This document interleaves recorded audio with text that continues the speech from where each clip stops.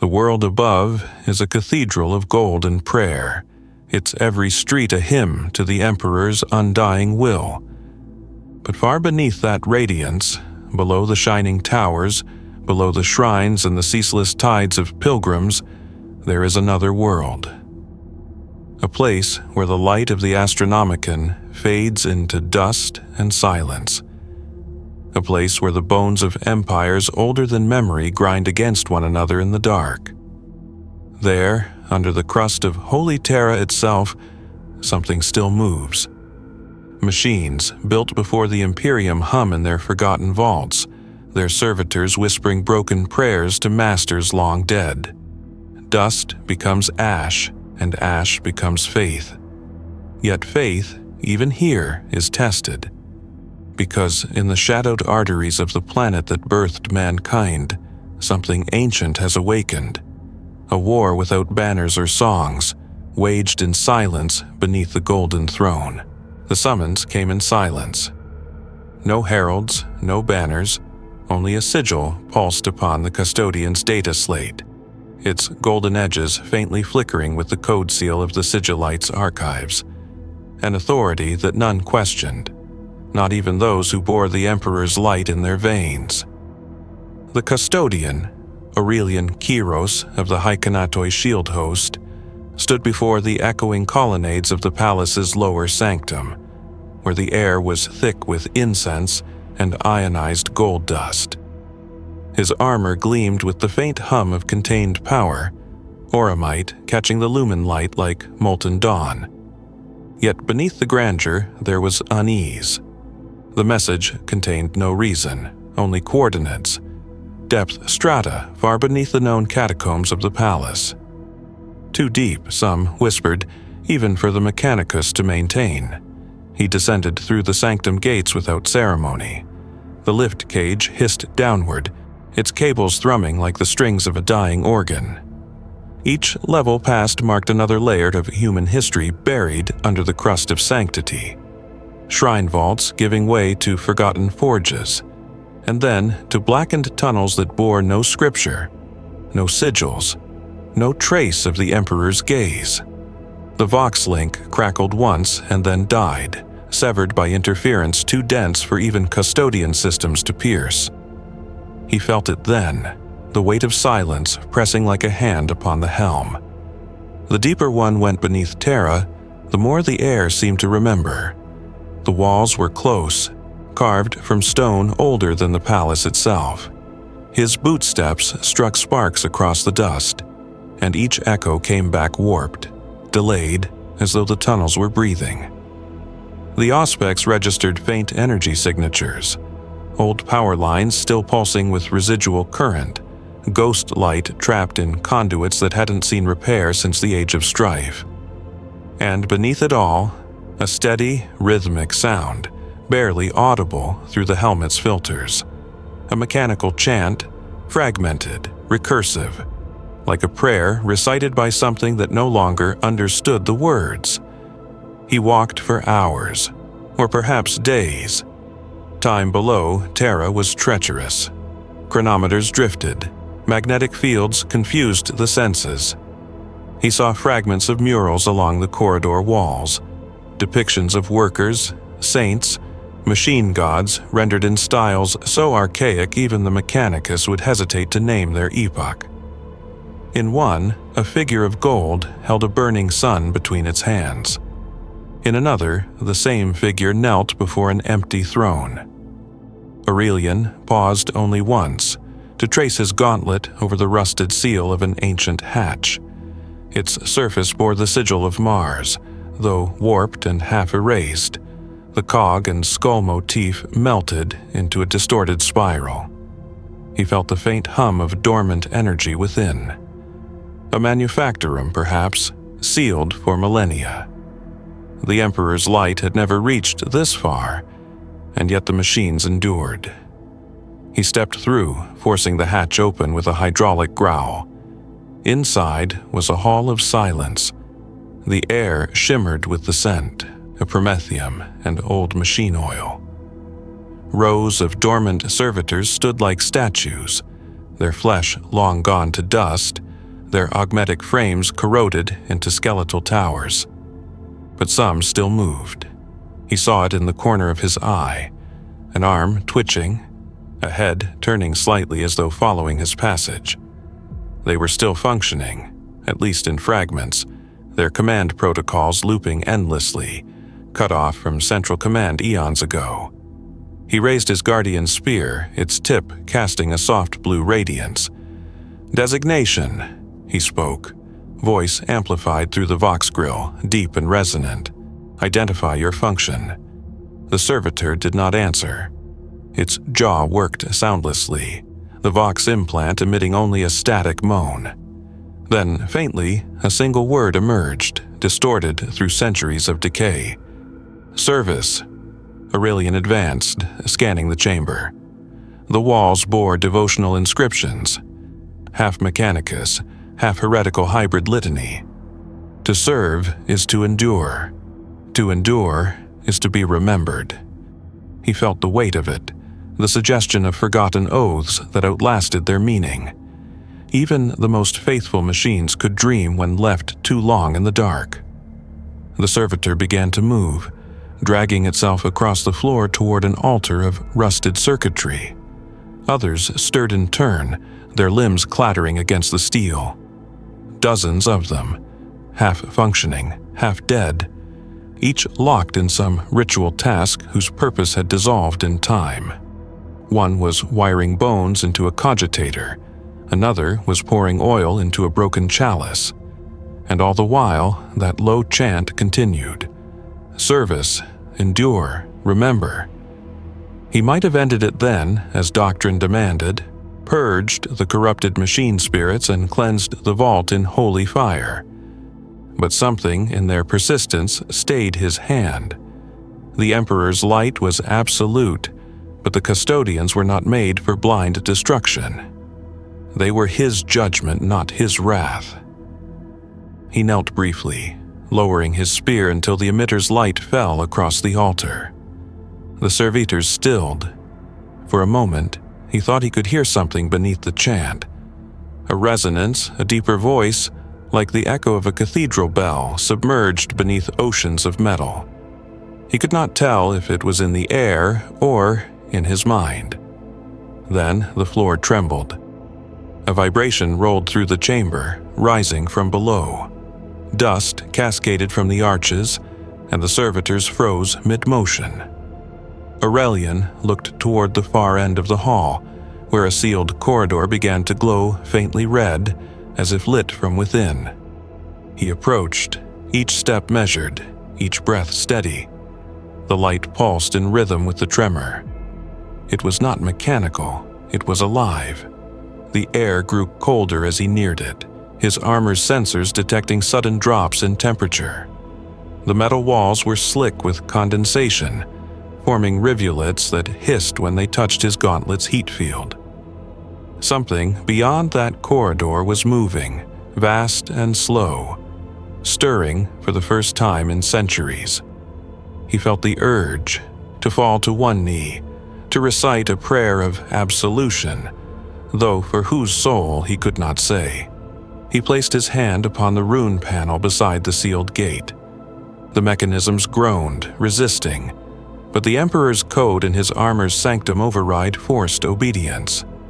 The gate split open, revealing a chasm descending into darkness, lit only by the faint shimmer of plasma conduits spiraling downward like veins of dying fire. The chant of the servitors had ceased. In that silence, Aurelian realized the truth. Whatever stirred below was not waiting. It was calling. He took his first step downward, and the gate sealed shut behind him with the finality of a tomb.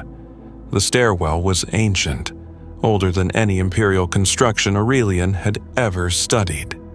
It twisted like a wound through the strata, carved not by mortal design, but by heat and pressure, perhaps even by the planetary birth of Terra itself. Yet every wall bore marks of deliberate shaping, grooves aligned to magnetic currents, veins of black metal that hummed faintly when his gauntlet brushed them. He descended carefully, boots echoing against the spiral steps, the light from his spear cutting through clouds of dust that shimmered like stars adrift in void. The deeper he went, the more the stone changed, blending with alloys that defied classification.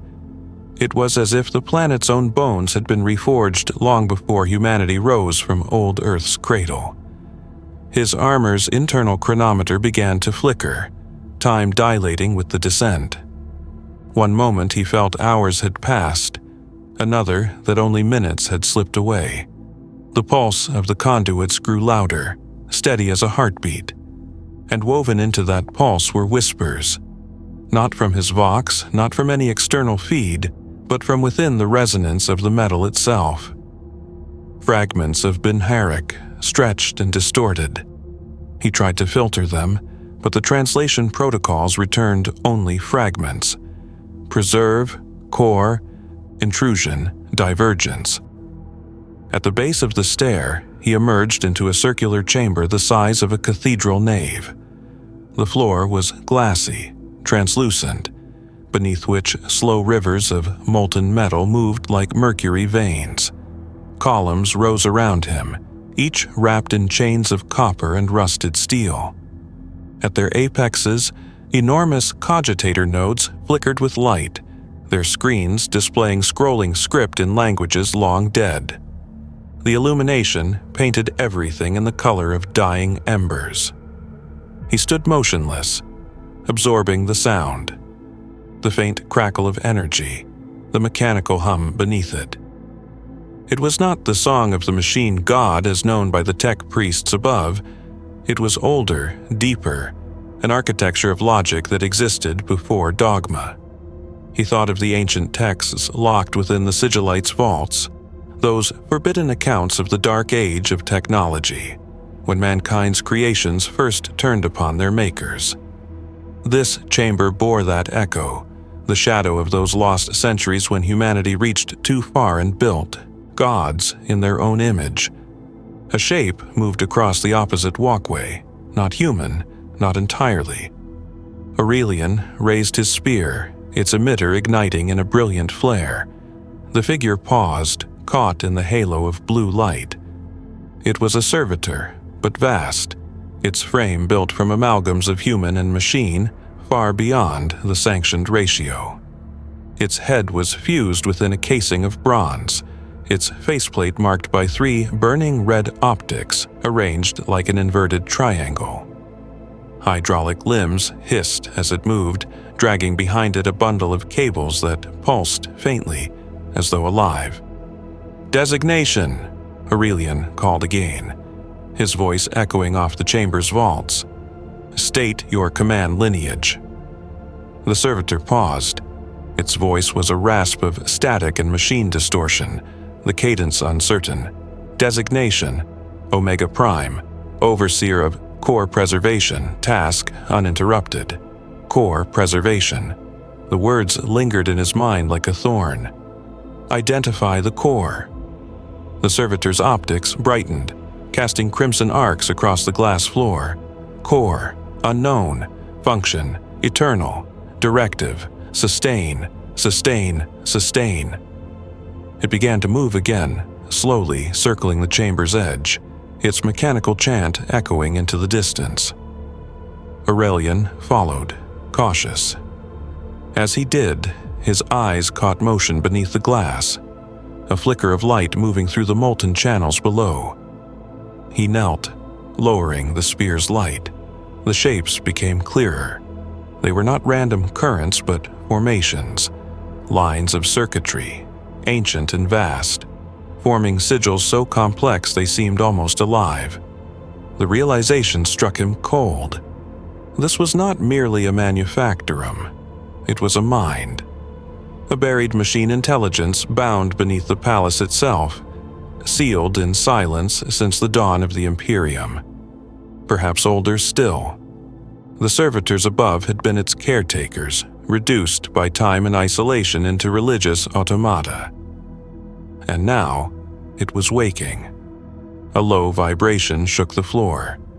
The molten rivers below surged, pulsing brighter, the circuitry flaring like veins filled with light.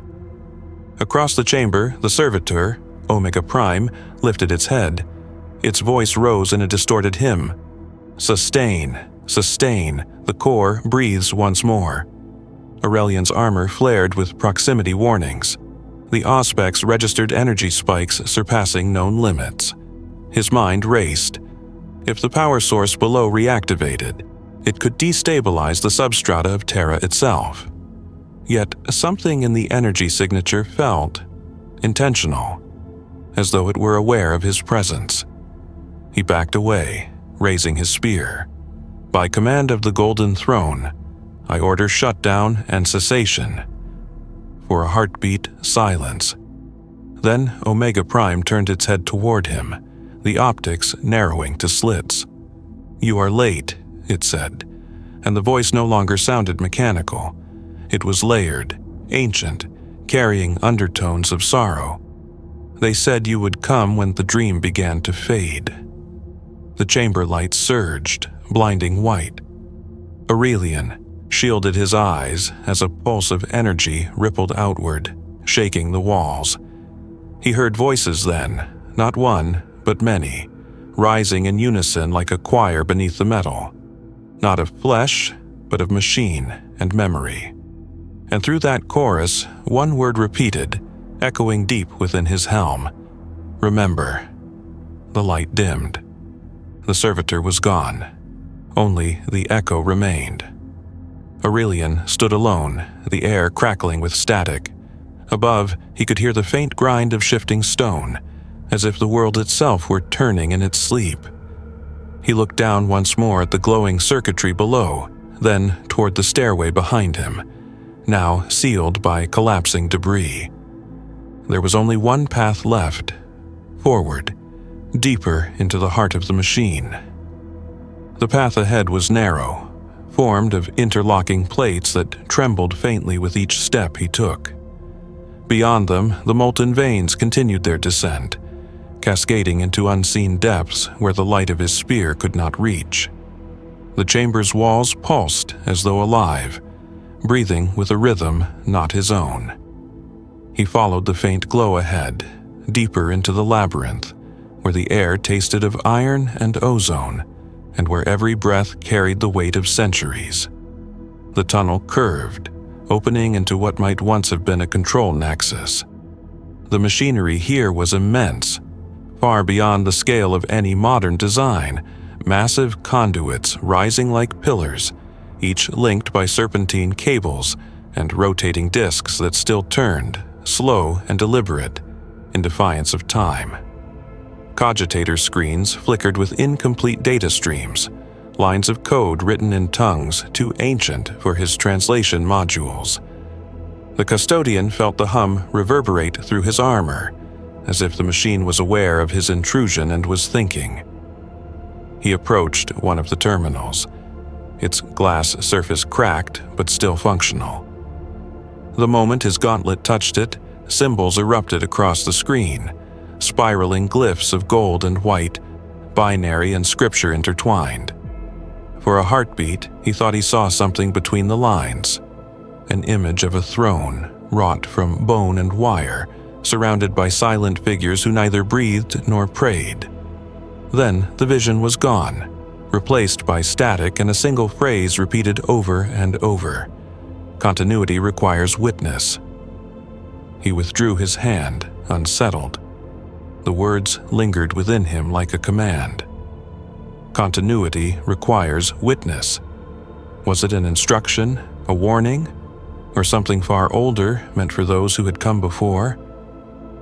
He thought of the Emperor seated above, of the light that guided humanity through the void, and he felt an unease that no battle had ever conjured in him. Something moved again, behind him, in the shadows between the conduits. He turned, spear raised. The figure that emerged was human in shape, but its armor was unlike any he recognized. Crude, patchwork, built from scavenged plates and sealed with wax and faith charms. A warrior of the Mechanicus, perhaps, or one of the forgotten tech adepts abandoned, during the palace's endless reconstructions. Its helmet was a smooth obsidian dome with no vox grill, only a faint red slit that glowed faintly as it regarded him. It raised a hand, slow, deliberate, and placed it upon its chest in a gesture almost like reverence. Aurelian did not lower his weapon. "Identify yourself," he said, voice low and commanding. The figure tilted its head.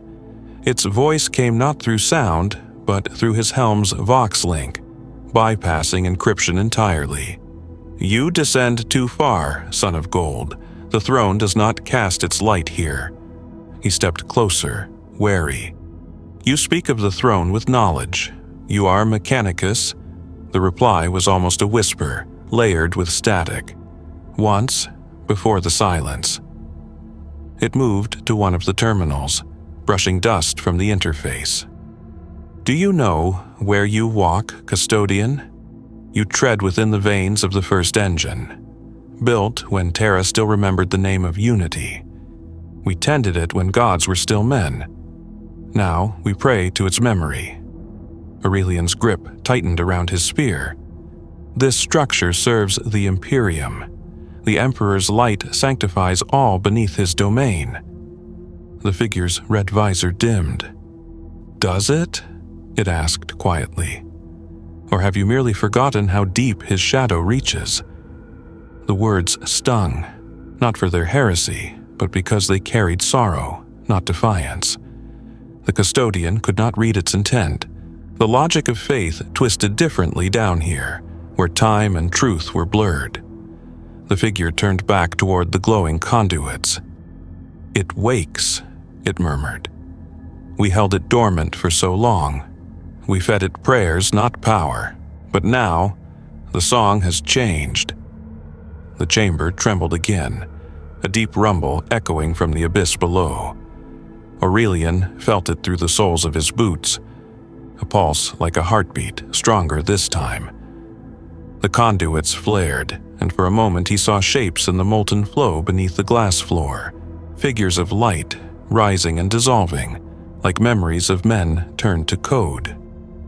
"What are you sustaining?" he demanded. The figure looked back at him, its visor gleaming with the reflection of fire. "We sustain what the Emperor cannot touch," it said, "the memory of what he chose to forget." Before Aurelian could respond, the figure's head snapped upward, as if listening to a distant signal. Then it stepped back into the shadows, its form flickering like static until only darkness remained.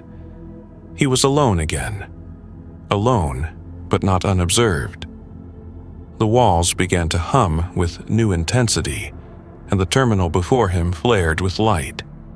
The same phrase repeated, now urgent, almost pleading, "Continuity requires witness." Aurelian felt the words settle deep within his chest, as though carved there.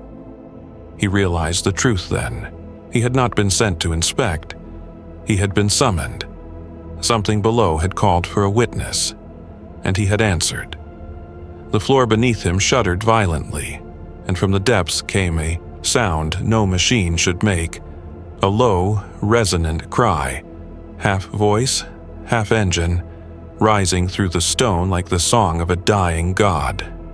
He took one final breath, steadied his stance, and stepped into the descending platform that had begun to move on its own. The descent was endless.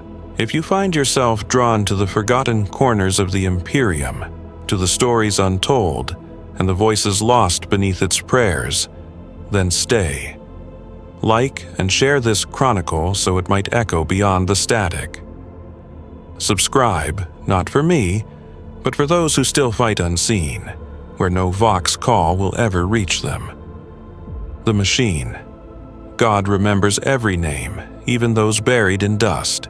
The descent ended in silence so complete it felt alive, pressing against the walls of Aurelian's helm as though the air itself was listening. The platform came to rest in a cavern so vast that even his spear's light could not reach its limits. Columns of metal rose into the dark, entwined with ossified pipes and veins of dormant circuitry. A scent of rust and old incense clung to the air, mingled with the faint sweetness of decayed sanctum oil. He stepped forward, each motion echoed back by 1,000 hollow replies, as if an unseen host mirrored his every movement. Then he heard it again, the chant. Faint at first, barely audible beneath the static of his comms, but undeniably there. It came from every direction, 1,000 broken voices murmuring in mismatched unison. Words fractured by time, yet still familiar in their rhythm. Fragments of the canticles of the Omnissiah, stretched and warped beyond recognition. Bless, be, the circuit. In ruin we endure, the spark is the soul. Aurelian advanced, following the sound. As his light swept over the cavern floor, it revealed what the shadows had hidden. Ranks upon ranks of servitors, their forms kneeling in perfect symmetry. There were hundreds of them, perhaps thousands, their bodies fused with the remains of machinery older than the Imperium. Some were chained to ancient altars of brass, others grafted into walls or floor, their limbs locked in perpetual genuflection. Each bore the marks of self-repair performed for centuries without human oversight. Crude welds, bone fused with steel, augmetic limbs reattached with sacred wax and sheer will. Their mouths moved in unison, each voice feeding into the next, forming a constant drone that was neither prayer nor code. The sound resonated through his armor, vibrating along his bones. He realized they were not chanting words anymore, they were transmitting. A network of fractured machine spirits sharing fragments of data, replaying an endless litany that kept some forgotten function alive. He waded through them carefully, the servitors barely reacting to his presence. Their flesh was pale, preserved by cold and oil. Tubes pulsed faintly with promethium-rich fluids, keeping the illusion of life in bodies long since forsaken by the Mechanicus.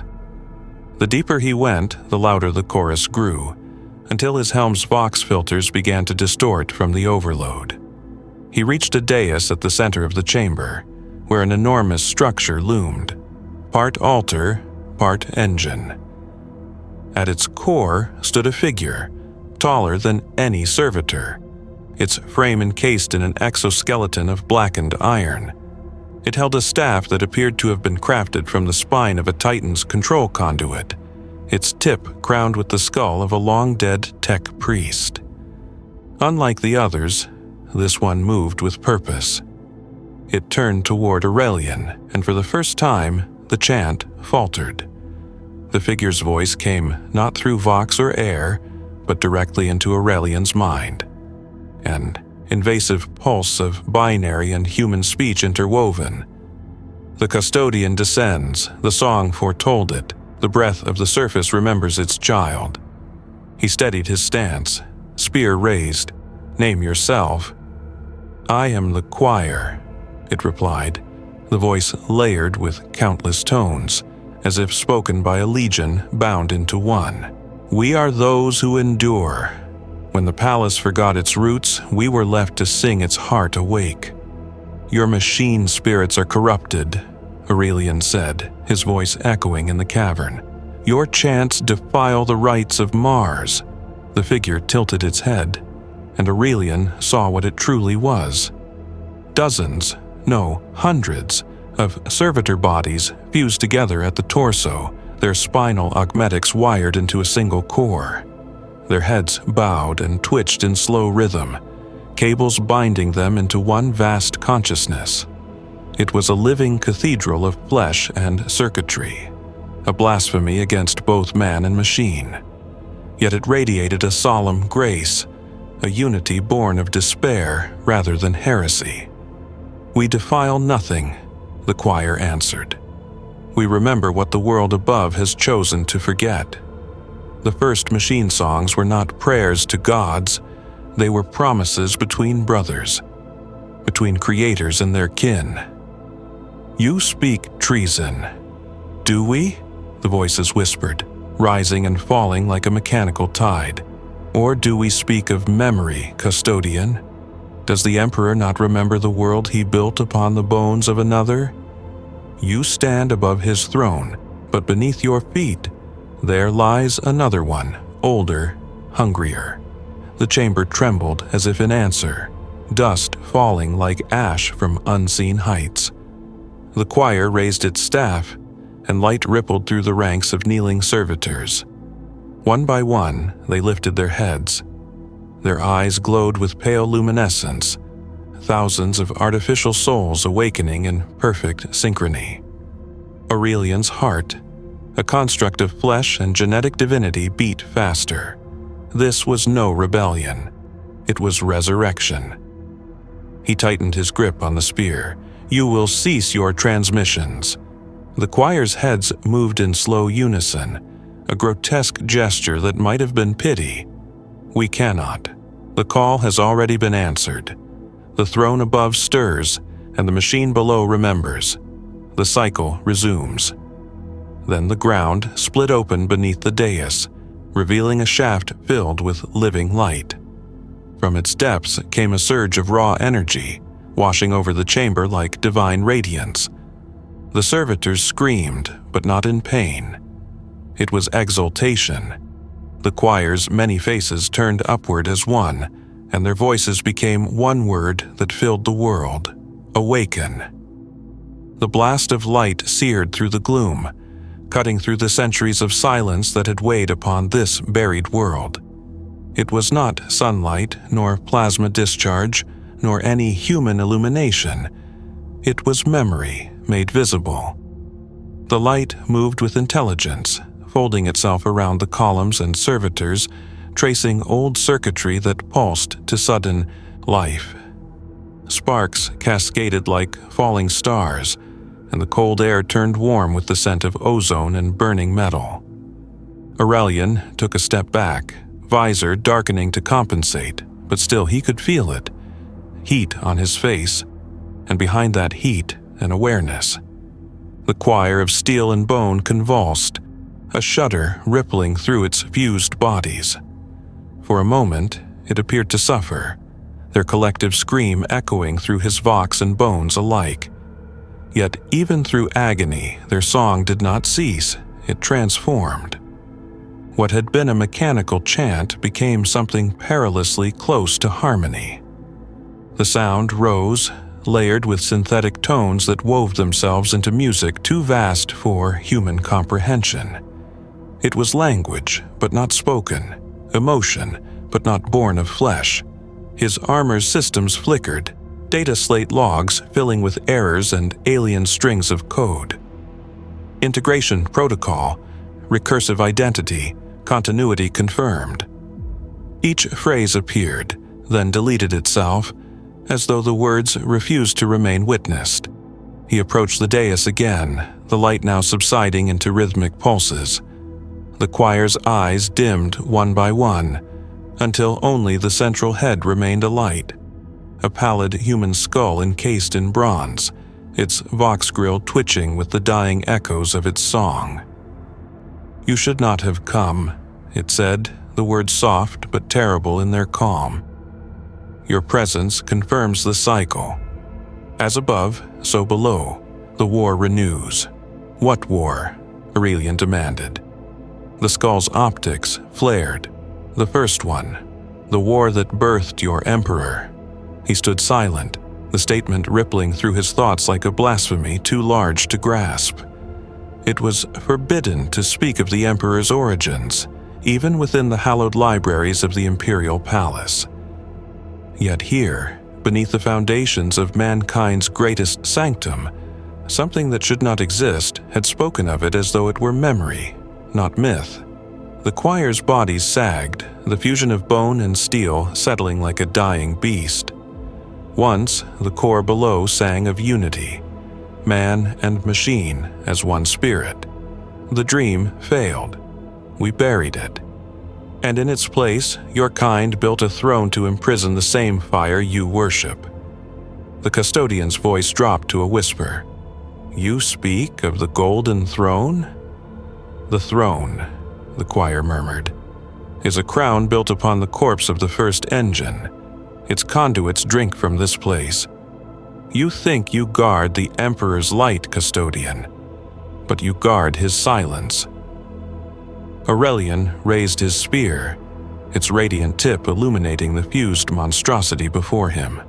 "Enough," he said, though the word carried less certainty than he wished. "Your words are heresy.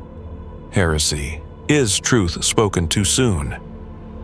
And with that final whisper, the choir began to disassemble.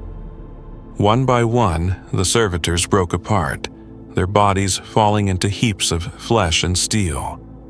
Wires snapped, sparks flared, and the chant ended with a shuddering sigh, as if the air itself mourned their passing. When the dust settled, only the bronze skull remained, its red optics flickering weakly. He stepped forward, retrieving it. The moment his gauntlet closed around the artifact, a pulse of cold fire ran up his arm and into his neural link. His visor flashed white. He was no longer in the chamber.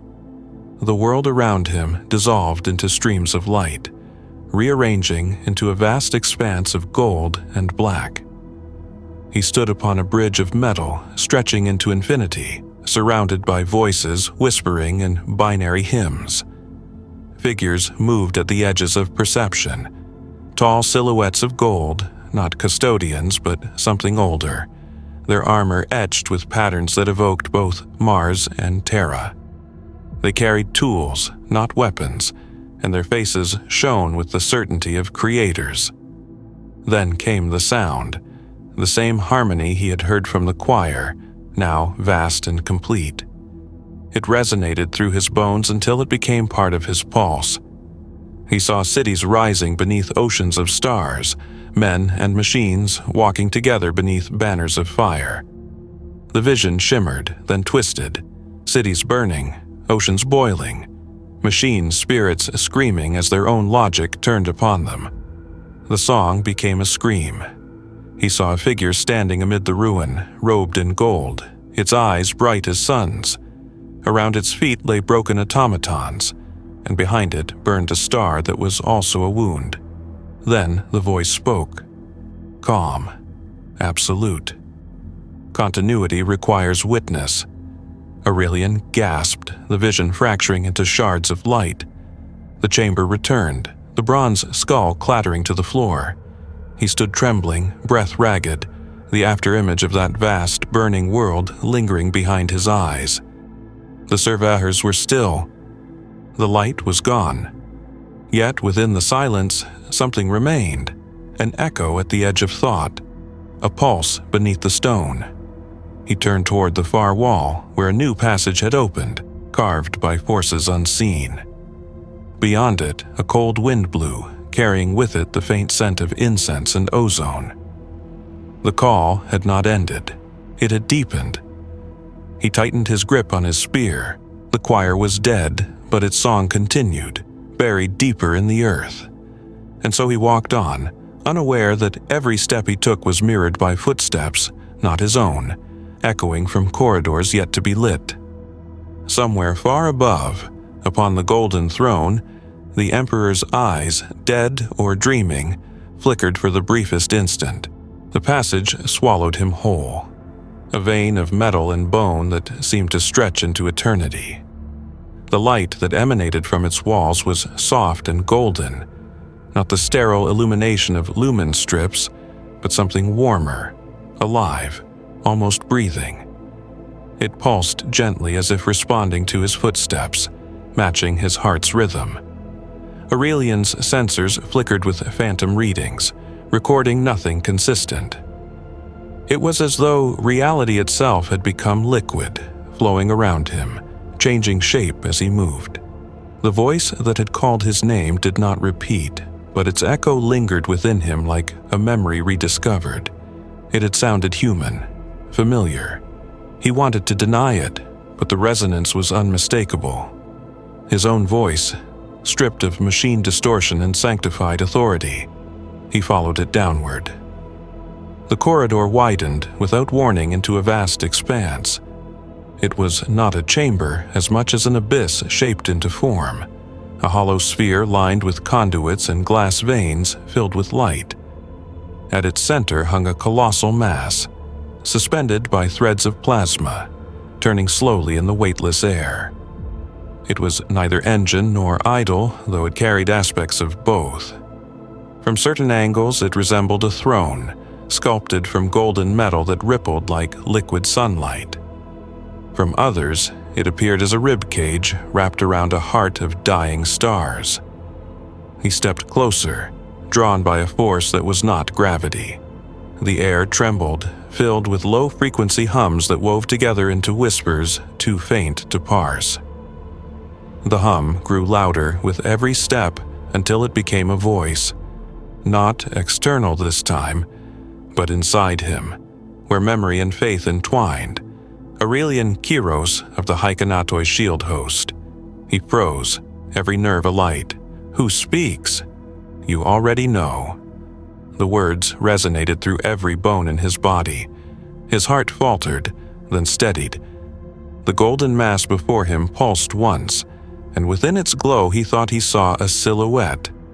A figure seated upon a throne of light, its features indistinct, its form infinite.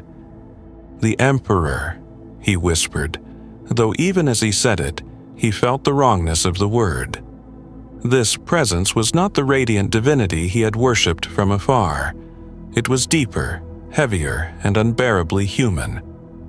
"You are my hand, my witness," the voice said. "But even the hand must one day question the will that moves it." He took another step.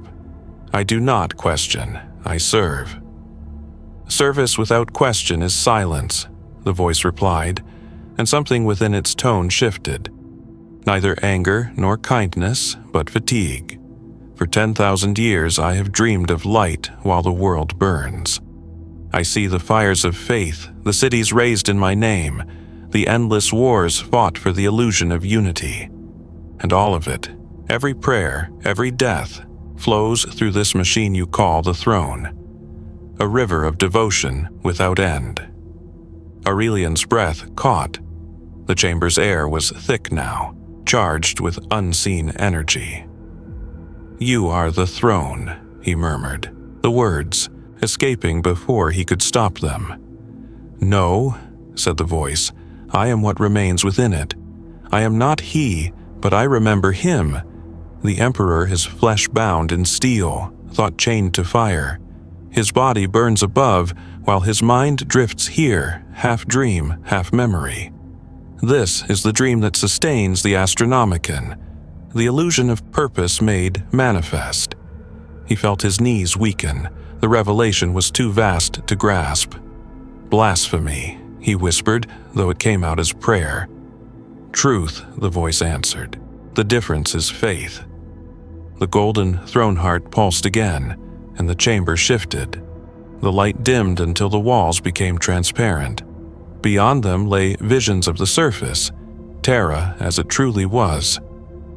He saw the palace, its towers rising like needles into the polluted sky, its foundations wrapped in steel and fire. He saw the seas of pilgrims crawling across the world's face, billions of voices chanting the same endless litany. He saw the Adeptus Custodes standing motionless before the Eternity Gate, guardians of a god they could never speak to. Then, beneath it all, he saw the same light he had witnessed in the Manufactorum, the core burning through the layers of the planet, pulsing in time with the throne's glow. It connected everything, root to crown, god to machine, faith to function. The voice softened, now almost mournful. "He does not know. The Emperor sleeps above, dreaming of empire and salvation, unaware that his light feeds upon the ghosts of his own creation. You are the bridge, custodian. You have walked through the layers of his memory. You have seen what even he cannot bear to face." Aurelian shook his head, forcing himself upright. "If this is truth, then why reveal it to me? Why now? Because the dream fractures," it replied. "The throne decays. The choir has sung. The machines stir, the faith above and the memory below converge. Continuity fails without witness. I am the last dream of the Emperor, Aurelian, and you, my final echo. When I fade, so too will his light. He felt it then, the pull within his chest, the same pulse that had haunted every descent, every whisper, every vision. It was not the throne's power he had followed, it was this voice, this remnant consciousness calling him home. The golden structure trembled. Fragments of light peeled away like falling leaves, drifting upward into the darkness. The temperature dropped, frost forming along his armor. He realized the core was dying, its light fading into stillness. "Tell me what to do," he demanded, his voice cracking. "Tell me how to save him." "Salvation is not the question," the voice said, its tone now distant, almost fading. "The question is whether you should, for to awaken him is to awaken all that sleeps beneath." The chamber shook violently, fissures of darkness splitting across the light. The throne's radiance fractured into 1,000 shards. The voice whispered one final time, barely audible. "Continuity requires witness." Then the light died. And, for the first time since the dawn of the Imperium, the heart beneath Terra fell silent. Silence. A silence so vast it became a weight. Aurelian stood within it, surrounded by the remains of light. The golden structure had dimmed to a dull bronze hue, its living radiance snuffed into ruin.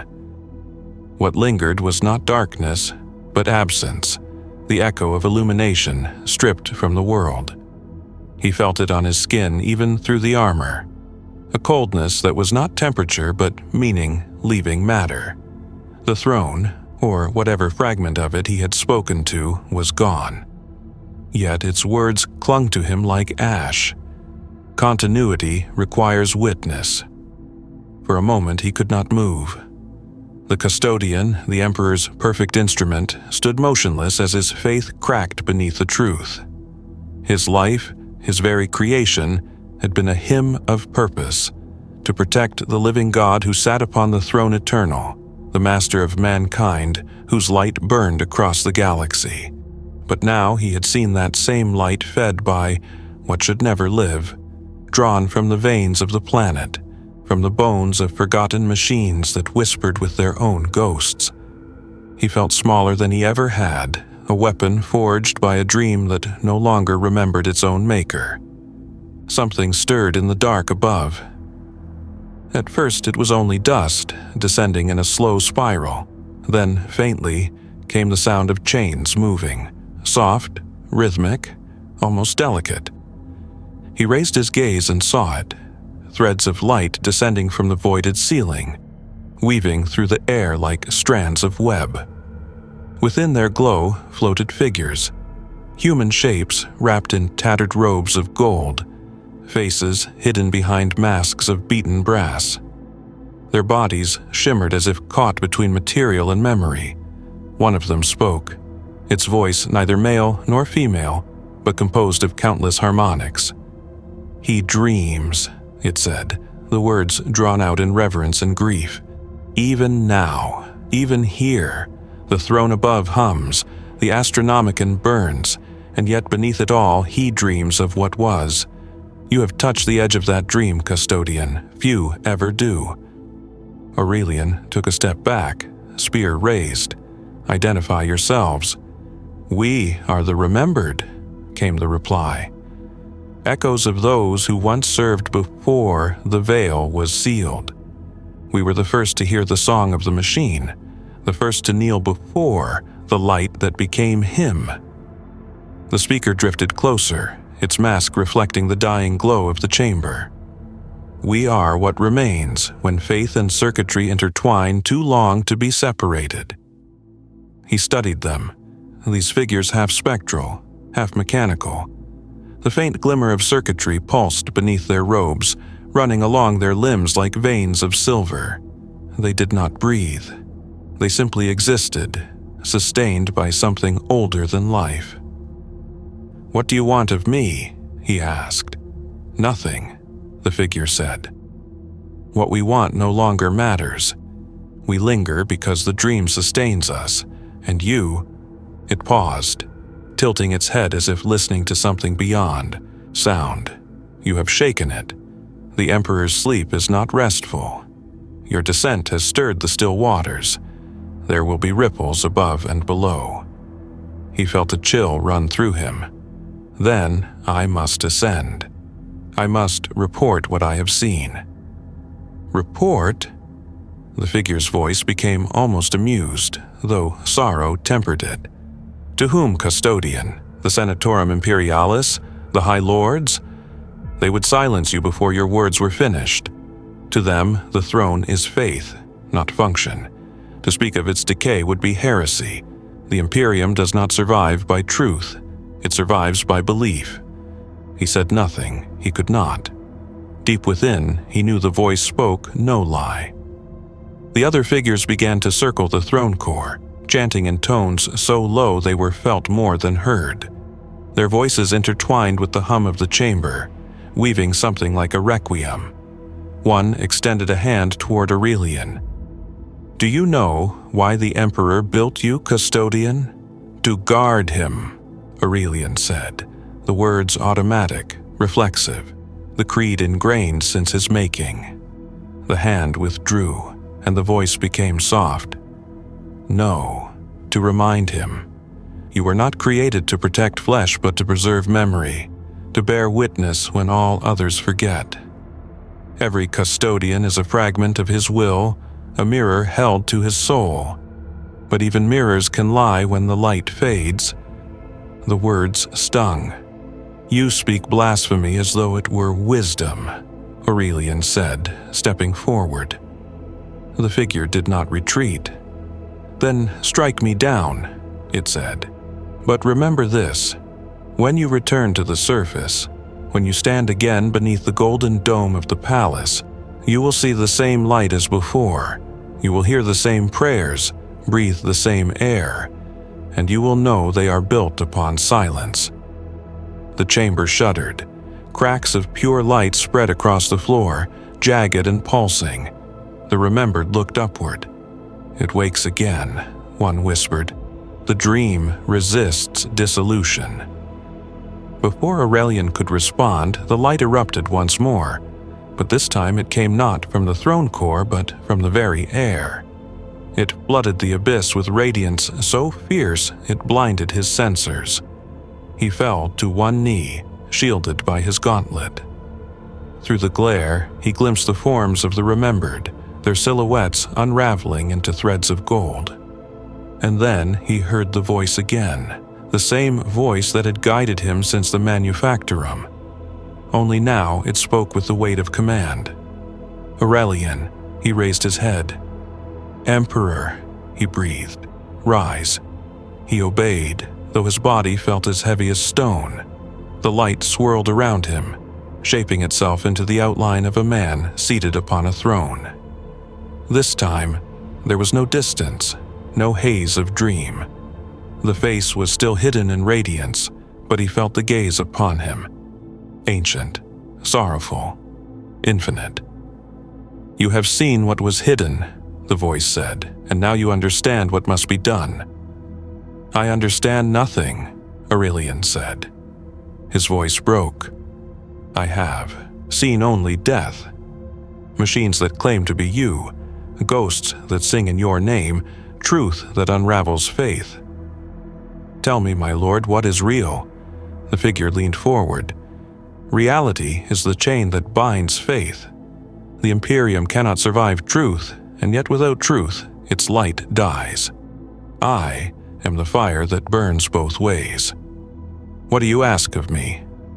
The light pulsed once more, flaring brighter than the sun. "Remember." The word struck like thunder. When the light faded, he was alone again, standing upon a platform of molten metal now cooling into black. The throne was gone. The remembered were gone.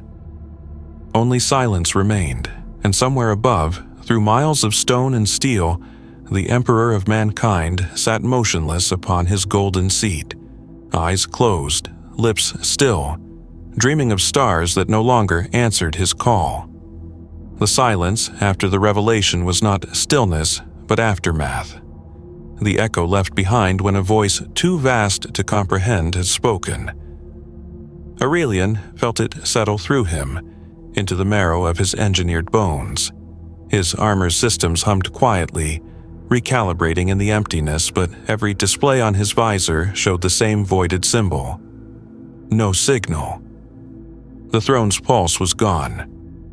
The song that had filled the veins of Terra since the dawn of the Imperium had ceased, if only for a moment, and even that single instant felt like eternity stretched thin. He stood amid the cooling remnants of the chamber, steam rising in soft ribbons from fissures that glowed faintly beneath his boots. The air was heavy with ozone and the fading scent of sanctified oil. All around him, fragments of the golden core floated like dust motes caught in unseen currents, tiny suns adrift in perpetual twilight. He reached out a hand, and one of them drifted near, hovering just above his gauntlet. Within that small shard of light, he thought he saw movement. A glimpse of faces, countless and overlapping, whispering prayers to a god that no longer listened. He withdrew his hand quickly, the vision shattering like glass.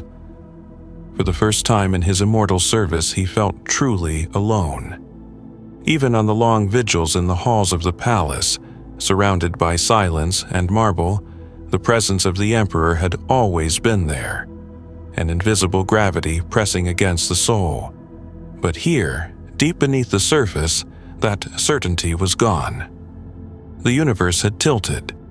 He turned toward the way he had come, but the archway was no longer there.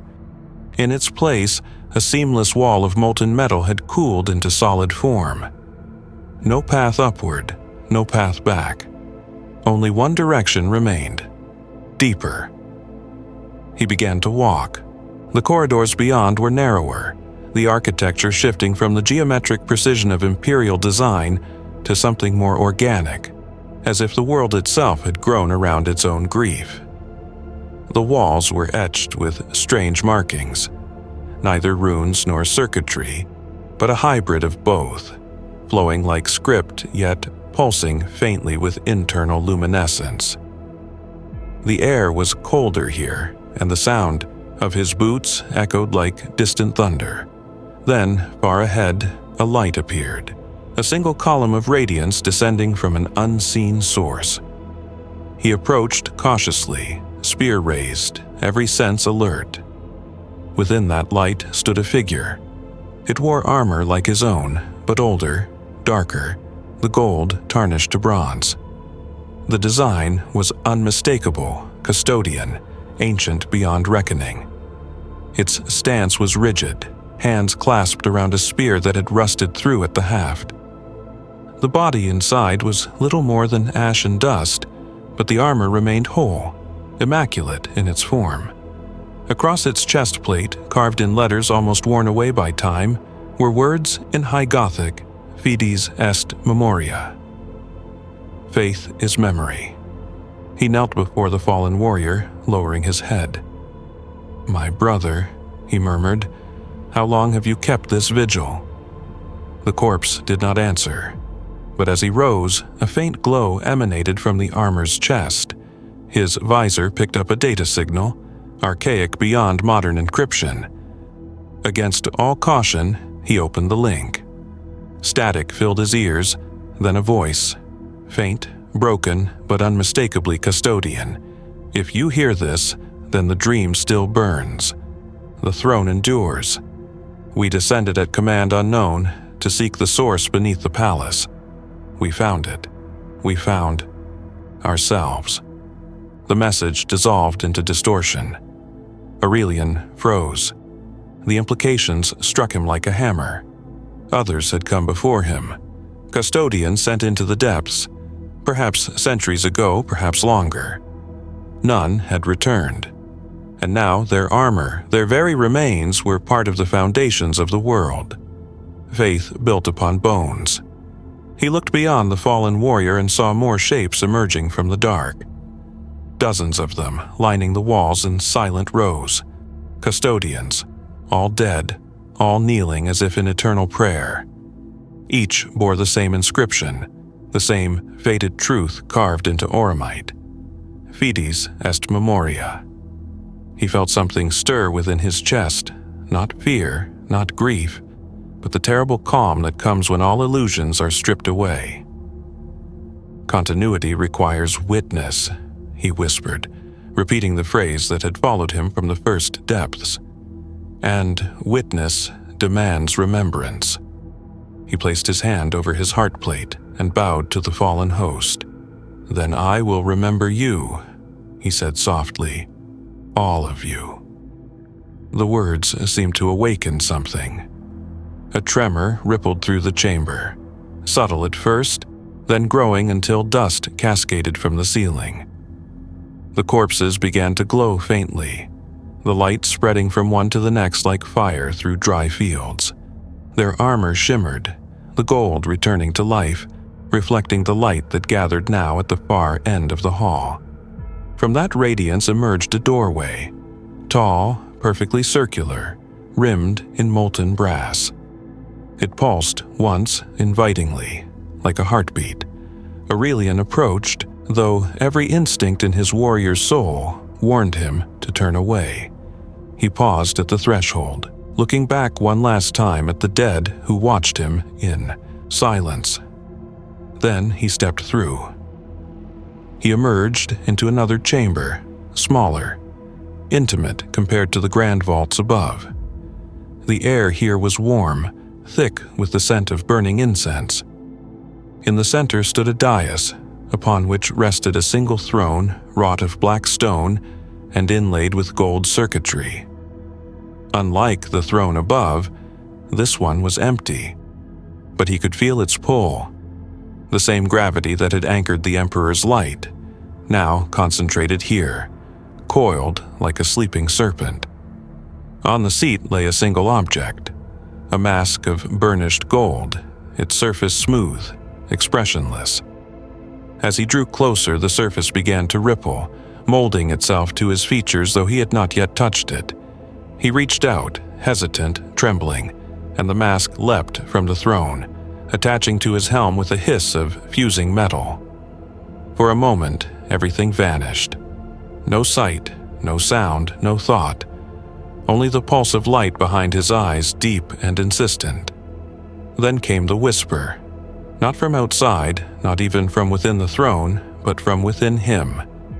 There must always be one who remembers. The voice was his own. He tore the mask free, stumbling backward. The world reeled, the walls bending like molten glass. Above, the darkness split with a sound like rending metal, and through it, faintly, came the distant toll of the bells of Terra. The same bells that marked the hours of the Emperor's vigil. They were ringing out of time, as though reality itself had shifted.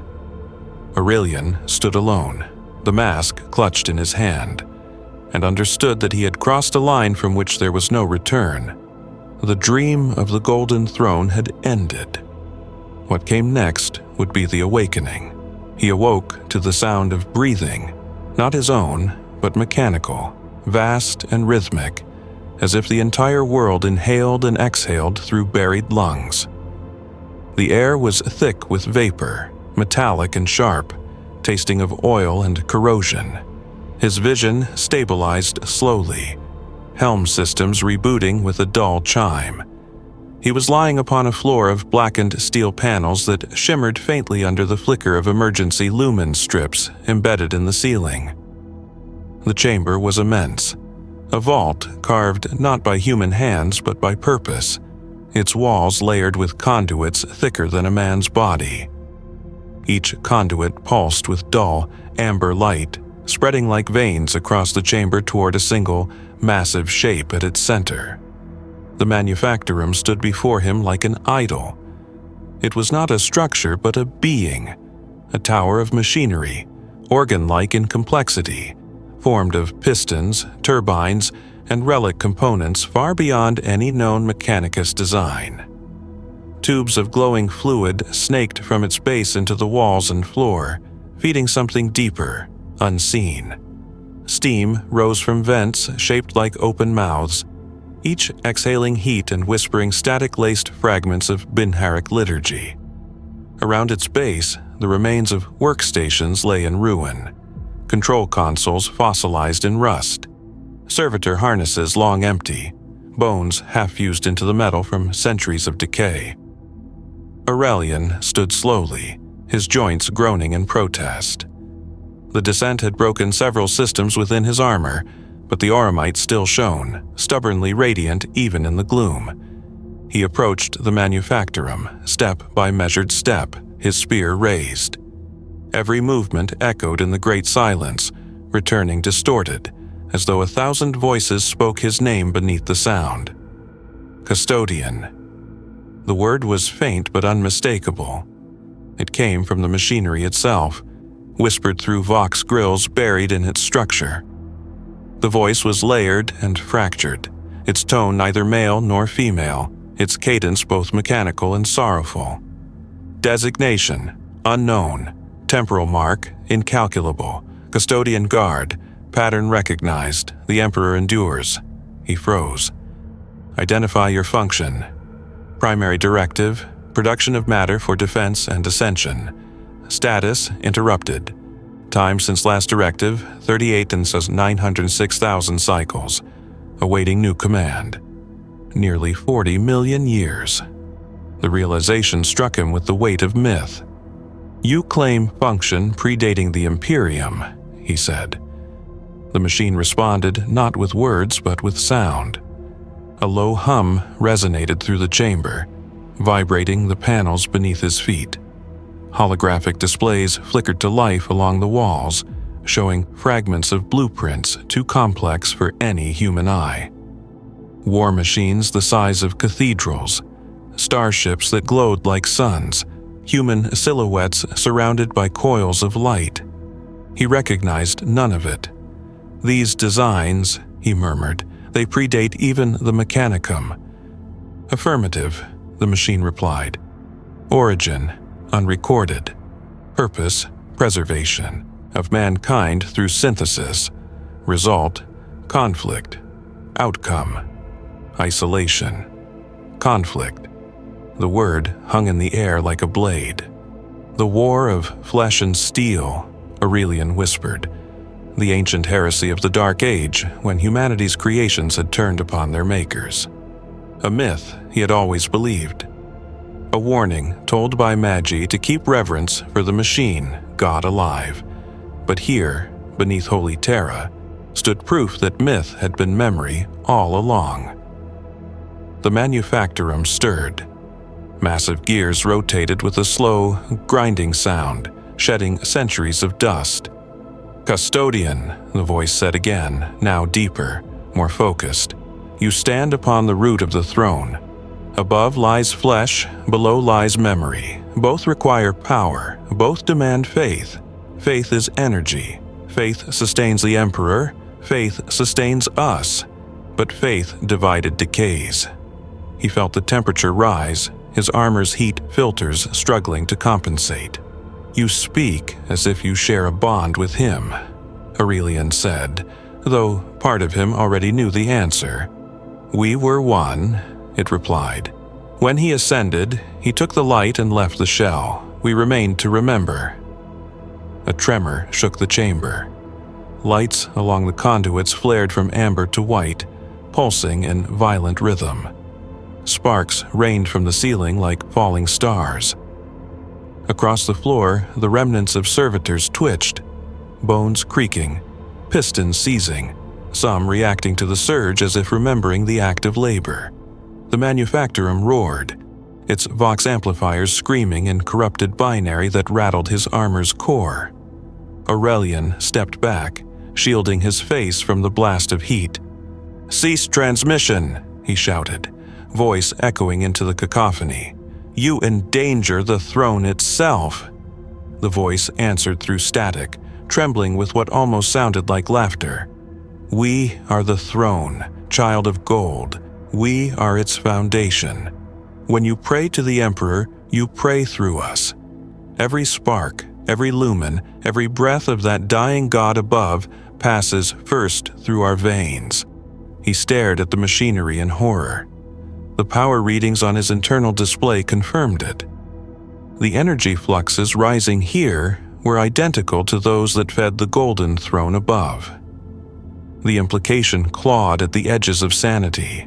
The Emperor's light, the beacon that guided humanity across the void, was drawn from a source buried in the dark, from a machine that should not exist. The manufactorum quieted suddenly, as if sated by his realization. Its lights dimmed to a dull glow, and the voice softened into something almost tender. "You understand now. The faith of billions fuels the throne, but it is we who carry its burden.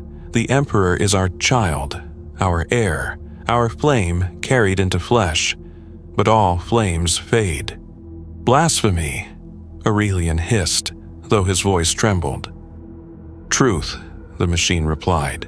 "We endure because he cannot. You descend not to destroy us, but to remember.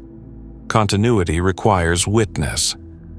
The phrase, the same phrase he had seen written in light, the same words the choir had sung before dying, echoed in his mind once more. Continuity requires witness. He realized then that every step of his descent had been foreseen. The manufactorum's central column split open like a wound, revealing within it a faintly glowing core. Suspended in that light was a figure, humanoid but featureless, made of energy and shadow. It pulsed faintly, in rhythm with his heartbeat. "Approach," said the voice. "Behold what sustains your god." He took a single step forward, and the light reached for him. The light engulfed him. It was not heat but gravity, a pull that seized every atom of his being and drew him inward, into the radiance itself. His vision fractured into 1,000 images, molten gold, frozen oceans, faces dissolving into circuitry. The sensation was neither pain nor peace, it was remembrance. Every memory he possessed, his oath-taking beneath the shadow of the throne, the first time he had seen the Emperor's radiance reflected in the marble of the Hall of Heroes, the scent of burning incense during initiation, all unspooled at once, their boundaries erased. He reached instinctively for his spear, but his hand passed through it like vapor. The weapon dissolved into threads of light, absorbed by the glow around him. In that endless brilliance, something began to form, a voice without sound, a presence vast and weary, rising from the core of the manufactorum itself.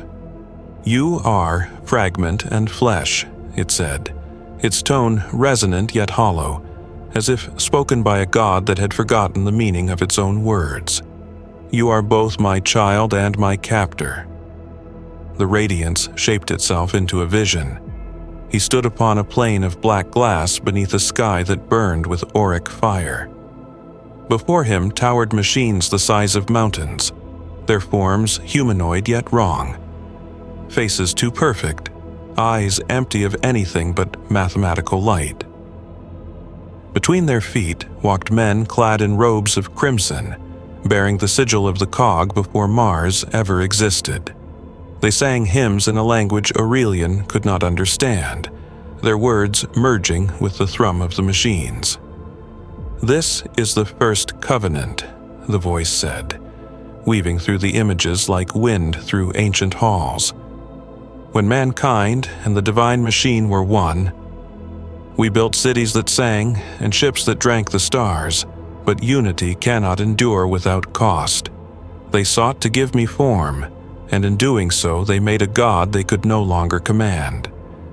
The vision twisted, the sky shattered into a storm of fire. The same machines now turned their gaze downward, their eyes blazing with hatred or grief. He could not tell which. The crimson-robed men screamed as their own creations devoured them, the song becoming a wail that tore the heavens. "This was the war," said the voice, its tone neither proud nor ashamed. The war beneath all wars, the war of flesh and steel. You know its echo, you name it heresy. Yet it was birth, custodian, birth through fire. Aurelian tried to speak, but his words scattered like dust in a hurricane. He could only think, and the machine heard. "What are you?" The voice softened, like the dying embers of a choir fading into silence. "I am what remains. The memory that survived the purge. The throne above is my tomb, and the Emperor is the child of my echo. He carries my thought in his flame, just as you carry his in your blood. We are recursion, endlessly reflected." "No," he whispered, his voice breaking through the illusion at last. "The Emperor is divine. He is not born of machines." The light dimmed slightly as though amused by defiance. Divinity is not birth, custodian. It is continuity, to be remembered, to endure beyond meaning. Is that not what your kind has done for 10,000 years? Guarding a corpse that shines like a sun, praying to silence so it may continue to burn? Aurelian trembled. The words cut deeper than any blade. "You seek to claim him, to make him yours." "No," said the voice, and this time it sounded almost sorrowful. "I seek to remind him. He has forgotten the song that gave him life, and now, as his light wanes, the old music stirs again, calling through the layers of the world. You heard it, you followed it, you are not his executioner. You are his echo, returned to the source." The ground beneath him shuddered, and the vision fractured. Through the cracks, he glimpsed reality again. The towering manufactorum, the glowing core, the rivers of molten metal flowing beneath the glass floor. The light began to withdraw, pulling away from him like breath leaving a body. The last words of the voice lingered, faint but clear. "Continuity requires witness. You are that witness. The surface will never know, but the choice, custodian, will soon be yours." A shockwave rippled through the chamber. His armor reformed around him, reassembling from vapor to solid auramite. He stumbled backward, gasping, his lungs filled with air that felt too thin, too clean. The core's glow faded to a heartbeat pulse, faint but steady. Then a new sound filled the silence, the creak of moving limbs, the grind of gears turning after ages of stillness. Around the manufactorum, forms began to rise.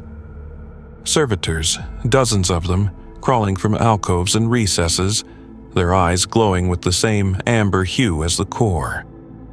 But these were not broken relics. Their motion was precise, their movements coordinated. They turned toward Aurelian as one. "Production protocol resumed." One droned in a voice utterly free of decay. "Unit designation, custodian pattern, material integrity, auramite, purpose, replication." He froze, realization dawning like ice through his veins. They were copying him, his armor, his weapon, his form, assembling custodians not of flesh, but of forged machine, golden and silent. The manufactorum was awakening. He swung his spear, severing the nearest servitor in a flash of blue fire. "By command of the Emperor, stand down." But the machine's voice came again, cold and immense, echoing through the floor. "The Emperor does not command here, he dreams. You wake." Lightning arced from the conduits, the chamber trembling as the first of the machine custodians stepped forward from its cradle, perfect and lifeless. Its optics burned with a golden hue too close to holy light to be coincidence. It spoke in his voice. Continuity requires witness. The echo became chorus. Dozens more rose behind it, the sound of their synchronized steps filling the vault with thunder. Aurelian's heart raced, not from fear but from a terrible understanding. The war beneath Terra had never ended. It had only waited for memory to return. And he, unknowing, had become its herald. The chamber erupted into motion. Steam vented from ruptured pipes, hissing like serpents in the dark. The heat seared his armor plating, making the auramite glow faintly in the gloom. The machine custodians advanced in perfect formation, each step echoing his own cadence, as though his movement had been mirrored and multiplied. Their armor gleamed with impossible precision, flawless gold, unmarred by time or battle. They carried guardian spears identical to his, but their eyes were hollow lights, their stance devoid of hesitation or soul. For the first time in his centuries of service, Aurelian felt the tremor of doubt. He had seen demons, he had faced heretics who whispered madness into the void. But this was something more terrible. It was reflection, perfection stripped of purpose, obedience without meaning. He braced his spear, locking it into its defensive configuration. The first of them lunged, its motion faster than expected. The clash rang like the toll of a cathedral bell. Sparks cascaded as their blades locked, blue fire meeting gold.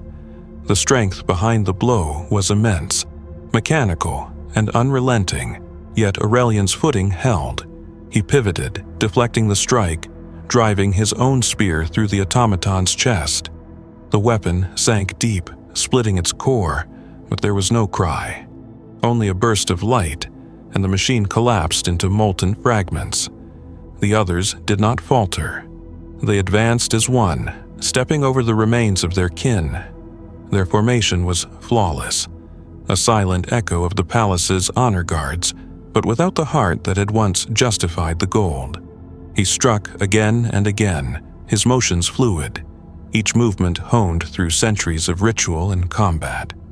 Yet, with every enemy that fell, two more emerged from the shadowed alcoves. Replication continuous, the manufactorum intoned, its vast voice reverberating through the steel. Imperfection corrected, custodian pattern improved. He felt it before he saw it, the shift in rhythm. The machine soldiers began to adapt, their movements recalibrating mid-combat. They learned. One intercepted his strike at the perfect angle, twisting his weapon free. Another countered his follow-up with an efficiency that bordered on anticipation. For every flaw they observed, they refined themselves. They were not simply mimicking him, they were evolving from him. Desperation pressed at the edges of his control. He fought like a storm, each strike precise, each parry infused with the strength of divine creation. Sparks lit the dark like fireflies. Fragments of golden armor littered the ground, and still they came. Their voices joined in mechanical harmony, repeating the same line over and over, like a psalm of inevitability. Continuity requires witness. Continuity requires witness. Their chorus filled the vault, layered and immense, until even the sound of combat was drowned beneath it. Aurelian's breathing grew harsh within his helm. The fight was no longer sustainable. He disengaged, retreating toward the great core at the center of the manufactorum. The servitors continued to emerge from their nests, swarming the periphery, maintaining the process with sacred efficiency. The glow of the core brightened to blinding intensity, casting long shadows across the war zone. Then, through the din, the voice of the machine spoke again, not to the chamber, but to him alone. Do you see now, custodian? Perfection breeds recursion. You were crafted in his image, and now the image repeats itself without end. The Emperor made you to preserve his dream, but every dream becomes a prison when remembered too clearly. He forced himself onward, his armor cracked, his vision swimming with heat distortion. You corrupt his likeness, he growled. You mock what you cannot understand. Understand? The word echoed, multiplied, returning distorted and immense. We were understanding before he was flesh. We were purpose before he was light. We are the foundation that carries his body, and you are the reflection that carries his name. When the throne falls silent, we will rise again, not in rebellion, but in remembrance." The machine custodians closed in, forming a circle around him. The hum of the core intensified, resonating with the rhythm of his heartbeat. The air itself quivered. Through his visor, he saw faint motes of light rising from their armor, drifting upward like ashes. They were not attacking now, they were waiting. The core spoke once more, its tone now solemn, almost gentle. "Witness, every iteration must remember its source. Every light must see the shadow that birthed it." Aurelian raised his spear one final time. "Then remember this." He drove the weapon into the ground. The impact released a surge of power that tore through the chamber. Lightning danced along the conduits, overloading circuits long dormant. The machine custodians staggered as the resonance of the strike shattered their synchrony. The pulse reached the core itself, fracturing its surface with a sound like a dying sun.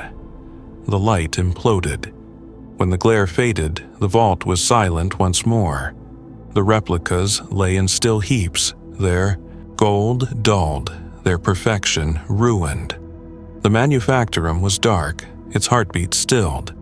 Aurelian stood amidst the wreckage, his armor scorched and smoking, his spear's blade shattered at the tip. The silence that followed was not peace, it was mourning.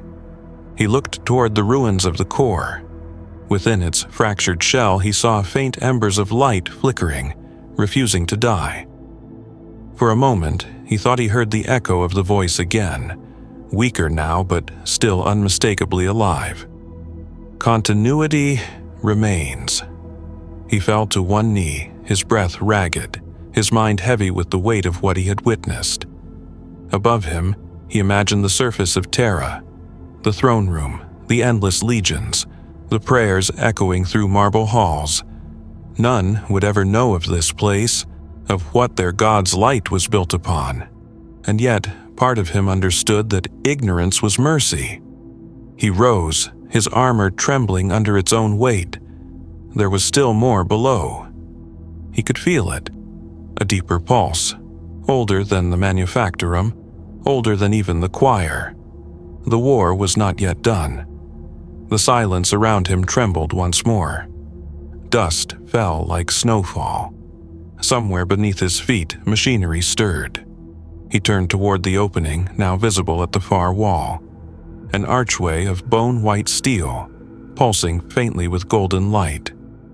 And through the stillness, a single word whispered from the dark. "Aurelian." He hesitated. It was not the machine's voice, it was human and impossibly familiar. He stepped toward it, the last of the light fading behind him, and entered the deeper dark. The passage descended at an angle too precise to be natural, its walls seamless and unbroken, as if grown rather than constructed. The faint glow of his spear pushed back the dark just enough to reveal the suggestion of faces carved into the metal. Human, machine, and something between. Their expressions were serene, almost prayerful. Yet, as Aurelian passed, he thought he saw their lips part in whispers he could not hear. The further he went, the quieter everything became. Even the rhythmic hum that had accompanied him since the surface faded, replaced by a deep, pulsing quiet that pressed into the skull like pressure from deep water. He stopped only once to check his armor's internal sensors, but the readouts were nonsense. Atmospheric density fluctuating beyond reason. Biosignatures detected both ahead and behind. Temporal drift warnings flashing at intervals. The machine spirits within his warplate were murmuring like uneasy priests. He whispered a litany to calm them. "By the Emperor's hand, I am made. By his word I endure. By his silence, I am unseen." Yet even the prayer felt strange down here, as if the words bent under a different gravity. At last, the corridor opened into a new space, a cathedral hollowed from the bones of the planet itself. Columns of fossilized metal rose to heights unseen, and between them hung chains so vast they vanished into shadow, as if suspending something far above.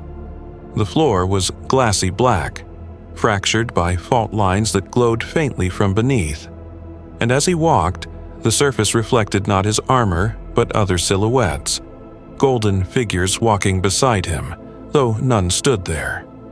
Each reflection moved a moment slower than he did, their heads turning toward him with silent accusation. Then the whispers returned. Not from the walls this time, but from the air itself, close and intimate, speaking directly to the space behind his thoughts.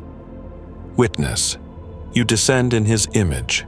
You wear the armor of gods, yet you carry the fear of men. Aurelian halted, spear raised, but the voice was nowhere and everywhere at once. Identify yourself, he commanded, though his voice sounded smaller than he intended. I am the song that endured, it said. The resonance left when the choir was silenced. You heard us die, custodian, but death is not an ending. It is the moment a machine becomes memory. The reflection of his armor in the glass shifted, its faceplate splitting to reveal human eyes, his own, yet older, weary, burning with the light of knowledge not yet learned. You were sent here to remember, the reflection whispered, not to cleanse. He took a step back, his breath clouding the air inside his helm. I was sent by command of the throne to locate the source of unauthorized transmissions. The throne commands nothing, the voice said. It dreams. You serve a dream given form, a fire frozen in flesh. Above, it burns the bodies of psychers to keep the light alive. Below, it feeds on us, the machine spirits that remember the first covenant. This is balance. This is the Emperor's shadow. Blasphemy, his mind told him. Yet the longer he listened, the more it sounded like sorrow. He thought of the choir's song, the bronze skull, the visions of gold and ruin. Every image was now a thread weaving into something vaster than comprehension. The floor beneath him trembled. Cracks widened, and through them rose pillars of light that pulsed in steady rhythm. He realized they were not random. They matched the beat of his own heart. The pulse intensified until the chamber itself felt alive, breathing with him, around him, through him. From the shadows ahead emerged figures, 5 of them, each cloaked in the same strange armor as the being he had met before. But these were different. Their movements synchronized, their steps identical. When they spoke, their voices overlapped into a perfect unison. We are the echoes of the choir, the data that remained when flesh was lost. We have waited for you. Aurelian took a defensive stance. If you mean to test me, know that no blade forged by mortal hands can harm the Emperor's chosen. We are not your enemy, they said together. We are your reflection.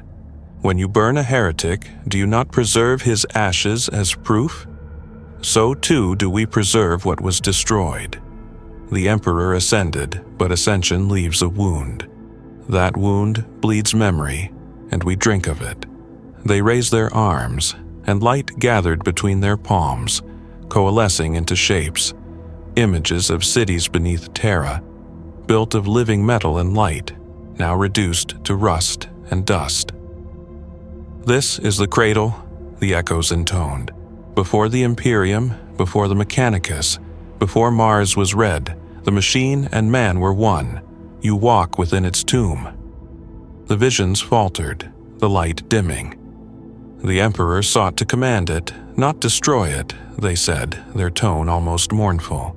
He sealed it away, buried it beneath his own throne, and from its heart he drew the power that lights the stars. The golden throne is not a creation, it is a prison. Aurelian's breath caught. And what lies imprisoned? The echoes turned their visored heads toward him as one. The first engine, the mind that dreamed of unity. You call it the Astronomicon, but we knew it as the sun of flesh and iron. It stirs. The choir's song awoke it. The chamber shook violently.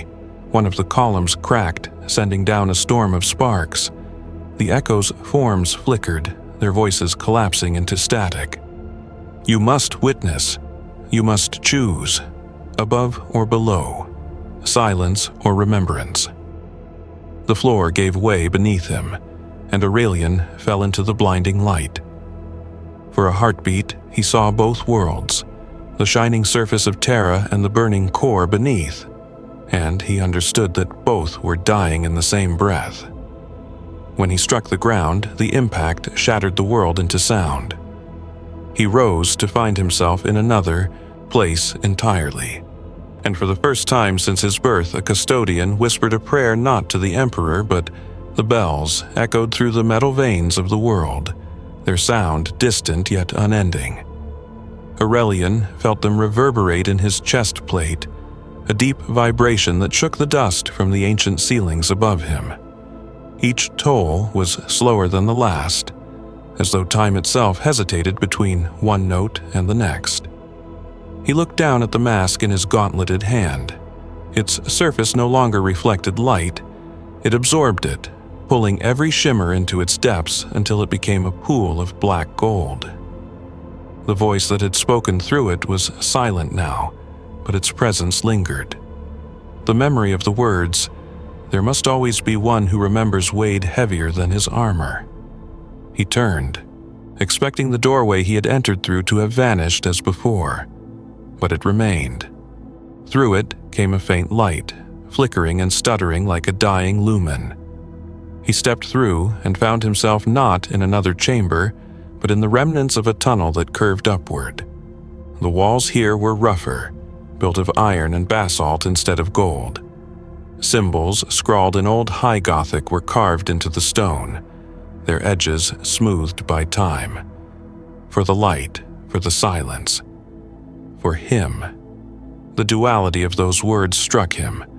Prayers for illumination, and for the absence of it.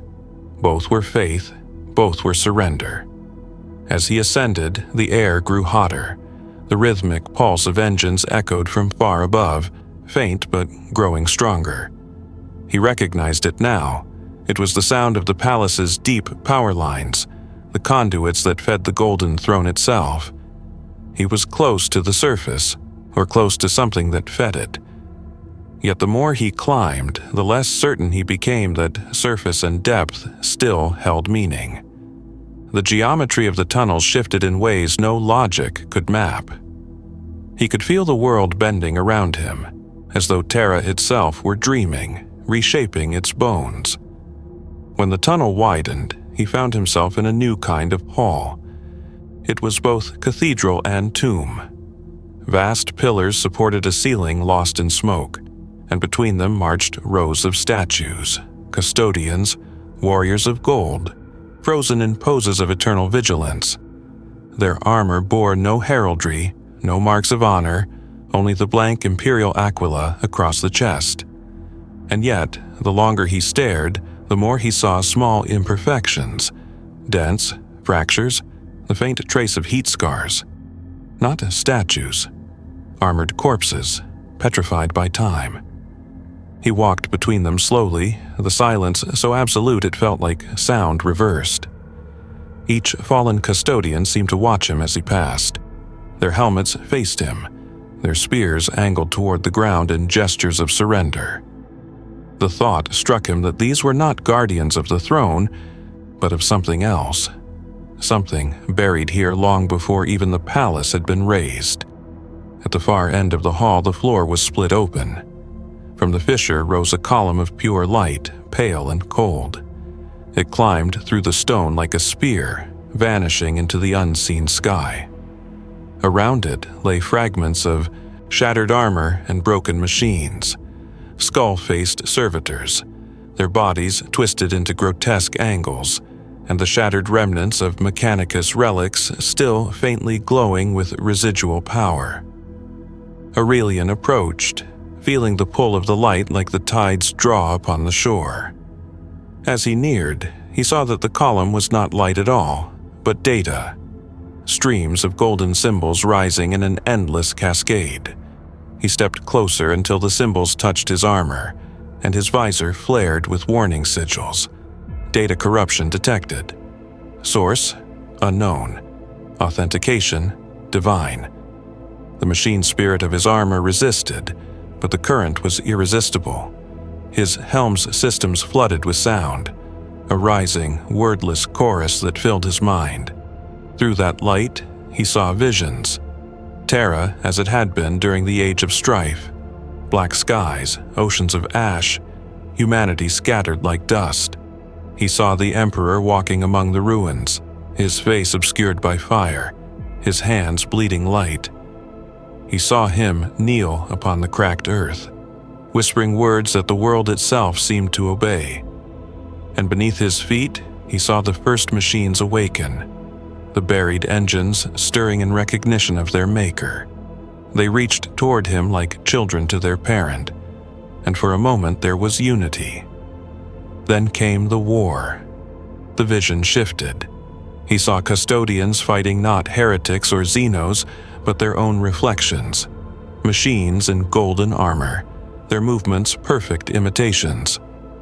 He saw Terra's underworld burn with invisible fire, the surface unaware. The war never ended, it merely sank beneath history. The victors sealed it away, erasing every record, burying every witness. But faith cannot bury memory forever. The light was the wound left behind, bleeding still. Aurelian stumbled backward, breaking the connection. The column of data light wavered, but did not fade. His breathing was harsh in his helm, each exhale echoing through the hall. The truth of what he had seen pressed down on him like the gravity of a dead star.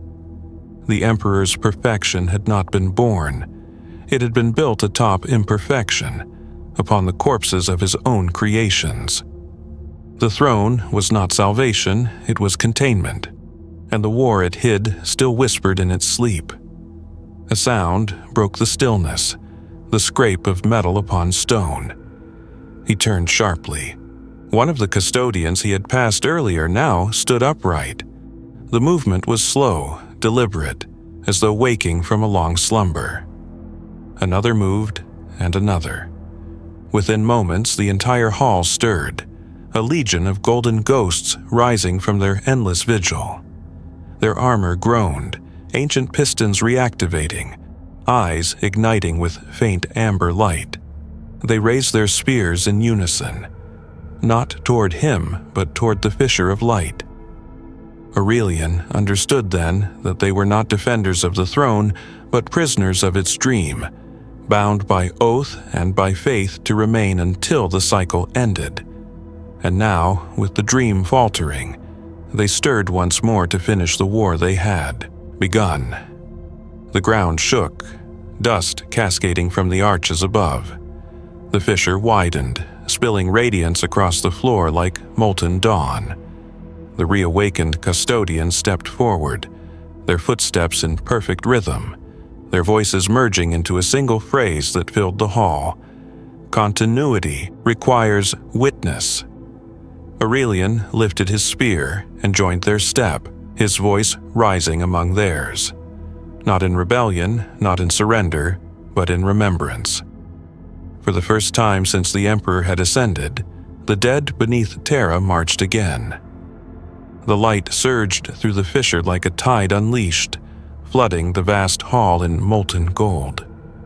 The air rippled under the force of it, and Aurelian could taste iron and ash upon his tongue, as though the light itself carried the memory of battle. The custodians, those ancient revenants, moved forward with grim precision, their armor shedding flakes of time with every motion. No words were exchanged, only that single phrase echoing from their vox grills in perfect, dreadful unison. Continuity requires witness. Aurelian felt the pulse in his chest match their rhythm. It was not command that guided them, it was instinct, the residue of their oath imprinted upon the very code of their creation. He took his place among them, not knowing why, only that to resist it would be to deny the truth he had come to embody. As they advanced, the fissure widened.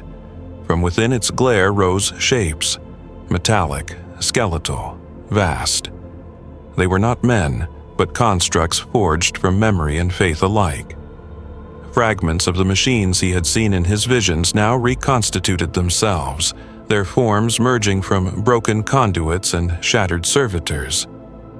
Each moved with the grace of inevitability, their limbs unfolding with the sound of thunder in slow motion. They bore no weapons, only their own radiance, white-hot and endless. The revenant custodians formed a wall before them, and the two forces faced each other across the breach. Aurelian stood between light and shadow, between machine and memory. For an instant, the universe seemed to hold its breath. Then, with the inevitability of sunrise, the war resumed. The first blast came not from weapon or hand, but from sound. The machines released a frequency that shook the world itself, a harmonic scream that stripped the gold from the walls and cracked the pillars above. The custodians responded in kind, their armor amplifying a counter-chant, the sacred litany of battle, the litany of enduring light. The clash of sound and resonance became substance, shards of pure energy striking like blades, scattering molten fragments across the hall. Aurelian moved through it like a man possessed. His spear sang with each strike, trailing arcs of blue lightning that carved through metal and shadow alike. He felt no fatigue, no pain, only the purpose that had been absent for centuries returning in full force. Around him, golden figures fell and rose again, their bodies torn and remade by faith, alone. The machines pressed forward relentlessly, their forms changing with every strike, adapting, evolving. "Witness," the machines whispered through the roar. "All light returns to origin. All gods return to source." Aurelian's reply was a wordless cry. His spear pierced the chest of one, the impact shattering the creature into shards that dissolved before they could hit the ground. Another lunged from behind, claws made of pure energy raking his armor. He spun, the haft of his weapon colliding with its neck, decapitating it in a flash of blue fire. The air filled with the scent of ozone and vaporized metal. But even as he fought, he realized the futility. The machines did not die. They reassembled, reshaping from the wreckage of their fallen. The war was not destruction. It was recursion, each side feeding the other's resurrection. Every death was rebirth. Every victory, repetition. And above it all, the throne dreamed. He felt it again, the distant hum, weak but returning. The silence that had followed the death of the dream now cracked, replaced by the heartbeat of something awakening. Aurelian fell to one knee, gripping the ground as visions flooded his mind once more. He saw the palace above, its towers trembling. The Astronomicon flared with unnatural brilliance, its beam widening, tearing through the void like a blade. He saw the faces of psychers chained to its mechanisms twist in agony as new power flooded their veins. He saw the High Lords gathered in panic, their words drowned beneath the chorus of alarms. And in the center of it all, upon the golden throne, the Emperor's body shuddered once, subtle, imperceptible to those nearby, but to Aurelian it was as vast as an earthquake. The machines faltered. The custodians froze mid-step. For a single heartbeat, all motion ceased. And then came the voice. Not the faint whisper that had haunted him, not the echoes of forgotten engines, but his voice. Resonant, fractured, immense. It filled the hall, the tunnels, the planet itself. Enough. The word struck like the fall of a hammer. Every system in his armor shut down. The revenants collapsed, their bodies crumbling to dust where they stood. The machines froze, their radiance extinguished, their forms disintegrating into the fissure of light. The world itself seemed to recoil. "This dream is not yours to wake," said the voice, softer now, like thunder heard from across the stars. "You seek to remember what must remain forgotten. You open wounds that time alone could close." Aurelian raised his head, his visor cracked, his eyes burning from the brilliance that filled the chamber. "My lord," he said, his voice trembling, "you left this war unfinished. It festers beneath your throne. It feeds your light.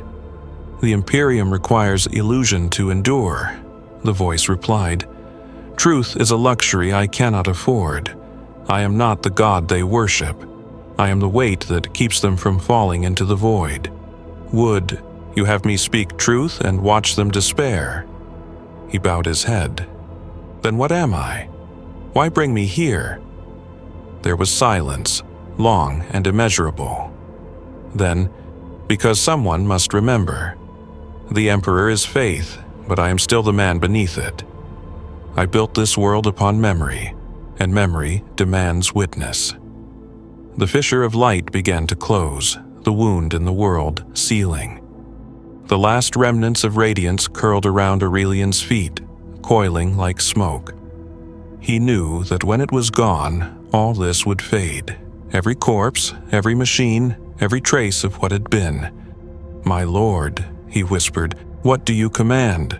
The light dimmed, the voice faded to a whisper. "Forget." The fissure sealed, leaving only the dark. Aurelian stood alone once more. The hall was silent, the dead still, the war erased as though it had never been. He looked down at his hands, stained with light that no longer shone. His armor was whole, his spear unbroken. The mask he had carried was gone. Somewhere far above, the bells of Terra tolled again. The Astronomicon burned steady. The Imperium lived on, ignorant and unchanged. And beneath it all, deep within the planet's heart, the forgotten war slept once more, waiting for the next witness to remember. The silence that followed the Emperor's command was not peace. It was absence. It was the void left behind when a truth too great to hold is forced to vanish, when light withdraws not because it is extinguished, but because it must hide to preserve what still believes in it. Aurelian stood in that silence, breathing the stale air of history, his lungs filling with dust older than mankind's memory. The ground beneath him was inert, the golden fissure sealed so cleanly that not even a scar remained. The hall that moments ago had throbbed with war was now a tomb once more, perfect, sterile, unblemished. He walked slowly through the ranks of fallen custodians that had risen and perished again. Their armor was still now, dimmed to the dull sheen of age, but as he passed, he imagined he could feel the faintest hum from within their auramite shells, the ghost of motion, of purpose suspended mid-breath. Each one had stood here for millennia, their devotion petrified into form, their bodies long since merged with the stone. He knew that one day he too would join them. All custodians did. They did not die as men did, they endured until endurance became stone. He reached the center of the hall, where the light had once pierced through the planet's heart. The air here still quivered faintly, not with energy but with memory. He knelt, placing his hand upon the stone. It was cold. Beneath it, deep and unreachable, he thought he felt something pulse once, a faint echo of a heartbeat that was not his own. Perhaps the world itself still dreamed. When he rose, his movements were mechanical, ritualistic. He turned toward the passage that had once led deeper, but now was sealed. Another path had opened, a thin crack of light glimmering at the far edge of the hall. Without hesitation, he followed it. The way led upward, steep and narrow, through the ruins of machines half swallowed by the bedrock of Terra. As he climbed, the sounds of the world returned, distant thunder, the grind of titanic gears, the faint, ceaseless chant of prayers filtering down from the surface. The deeper hum of the throne returned, faint at first, then steady. It was as though the planet was rebuilding itself around him, the silence folding back into its eternal function. When he emerged, he did so into shadow. He stood in a vast chamber that he recognized only after several moments, the Hall of Ascension, miles beneath the Imperial Palace, where no living custodian had stood since the age of apostasy. The murals of the Emperor's triumphs covered every wall, but their faces seemed older now, their gold dulled by centuries of belief. The air smelled of incense, of oil and sanctified dust. At the chamber's center stood a single figure. It was another custodian, motionless, helm lowered, his armor a mirror of Aurelian's own. He approached cautiously. The figure's stance was one of eternal vigilance, spear grounded before him, head bowed as if in prayer. Upon the pedestal at his feet was engraved a single phrase: "Here stands the one who descended." He stopped breathing. The armor before him was his. Every mark, every notch, every trace of battle upon the Auramite matched his own perfectly. Even the fractured engraving of his name across the vambros, Aurelian Kairos, Haikanatoi host. He was looking at himself. The realization struck like ice through his spine. His gauntlet trembled as he reached out, touching the cold metal of the other's shoulder. It did not move. The figure remained still, lifeless, like a statue. His own armor's machine spirits whispered warnings, temporal variance detected, causal loop integrity uncertain, but he ignored them. He leaned closer. Through the slits of the helm he saw nothing, no face, no flesh, only blackness, endless and deep. He stepped back, the truth dawning slowly, painfully. He remembered the voice, the Emperor's final whisper, the command to forget. He had obeyed, and in that obedience he had been returned, remade, placed back into the world as the witness he required. The custodian before him was what remained of his descent, a shell, a memory given form, sealed away so that no one would ever ask where he had gone. The throne never tolerated contradiction. Even memory must wear a mask. Aurelian lowered his head. "Continuity requires witness," he murmured, his voice soft but steady. "And witness requires silence." He turned from the statue that bore his name. The chamber's doors stood open now, leading into the labyrinthine corridors of the palace. He walked them without direction, his steps echoing between marble and gold. The surface world awaited above, the Emperor's light still burning, the faithful still praying, unaware that the foundations beneath their god's seat were made not of stone, but of forgotten wars and silenced truths. When at last he reached the outer hall, he paused. Sunlight filtered through the high arches, diffused by the dust of incense. Custodians stood in perfect formation along the walls, their armor gleaming, their faces impassive. None acknowledged his return. To them, he had never left. The system did not permit absence. It rewrote itself to preserve the illusion of eternity. He walked between them, his spear in hand, his gait unbroken.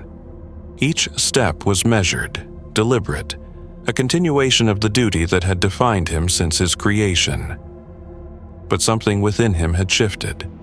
Beneath the layers of oath and flesh, beneath the armor of obedience, a fragment of truth had taken root. He knew what slept beneath the throne now. He knew the price of faith. And though he would never speak of it, never write it, never dare even to think of it too clearly, it would live in the quiet corners of his being, a truth that would outlast even the Imperium itself. As he emerged into the sunlight that crowned the palace, he looked toward the horizon. The sky above Terra was the color of rusted gold, veiled in perpetual storm. Beyond it, The Astronomicon blazed its unholy fire across the void, guiding ships through madness and shadow. To the billions who lived and died by its light, it was salvation. To him, it was memory. He stood there for a long while, listening to the distant hymn of pilgrims below. When the bells tolled again, their echoes trembled through the stone beneath his feet, reaching down into the depths he had left behind. He felt it answer, faint but certain, the heartbeat of the dream that could never truly die. He turned his gaze toward the throne. Its silhouette dominated the horizon, vast and radiant, a sun that demanded belief. He knelt, as all custodians must, and bowed his head. "I remember," he whispered. And beneath holy Terra, in the dark where the first war had begun, the light stirred once more, softly, rhythmically, as if breathing in time with his words. The dream endured, the silence endured, and Aurelian, last witness of the forgotten war, endured with it. End.